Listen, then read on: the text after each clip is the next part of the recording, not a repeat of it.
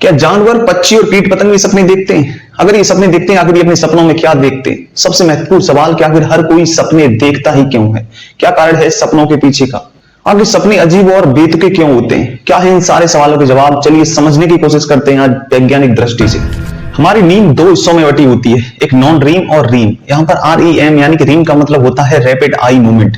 Non रीम में हमें बहुत ही गहरी नींद आती है और बहुत ही गहरी निद्रा में हम सोते हैं। रीम में यहाँ पर रैपिड आई मूवमेंट, यहाँ पर हमारी पलकें हल्की झपकती रहती हैं, हमारा दिमाग जो है वो एक्टिव रहता है और बॉडी बहुत शांत रहती है। बस इसी रीम की स्थिति में हर व्यक्ति को सपने आते हैं।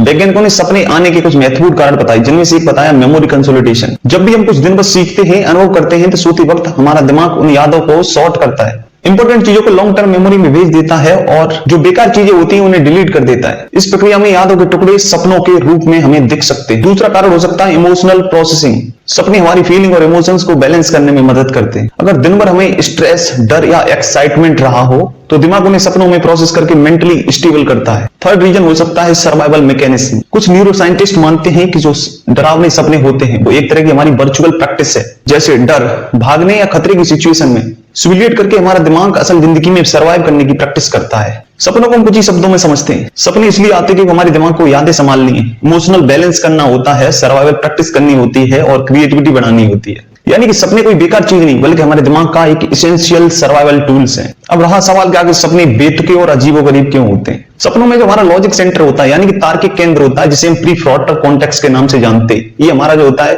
वो कम एक्टिव रहता है। लेकिन imagination centre, visual plus emotional area होता है हमारे दिमाग का, बहुत ज्यादा एक्टिव रहता है। इसलिए सपनों में अजीबोगरीब घटनाएं जैसे फ्लाइंग करना, टाइम ट्रेवल में जाना और इम्पॉसिबल चीजें जैसी हमें बातें दिखाई देती हैं। लेकिन सबसे बड़ा सवाल, आखिर जानवर, पक्षी और कीट पतंग सपने देखते हैं? क्या देखते हैं आखिर ये अपने सपने में? हाँ, विज्ञान कहता है कि जानवर, पक्षी और कीट पतंग भी सपने देखते हैं।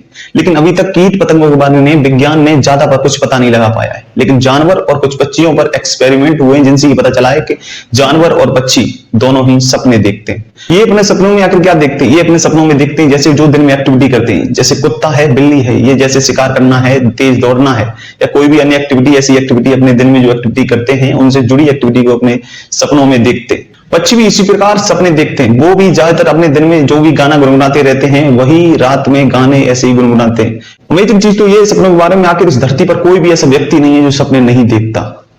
एक व्यक्ति अगर एवरेज 80 से 90 वर्ष जीता है तो अपनी पूरी जिंदगी में लगभग 5 से 6 वर्ष सपनों में गुजार देता है। वीडियो कैसी लगी कमेंट सेक्शन में लिख के जरूर बताएं और वीडियो को लाइक करें और चैनल को सब्सक्राइब करना ना भूलें। बहुत बहुत धन्यवाद।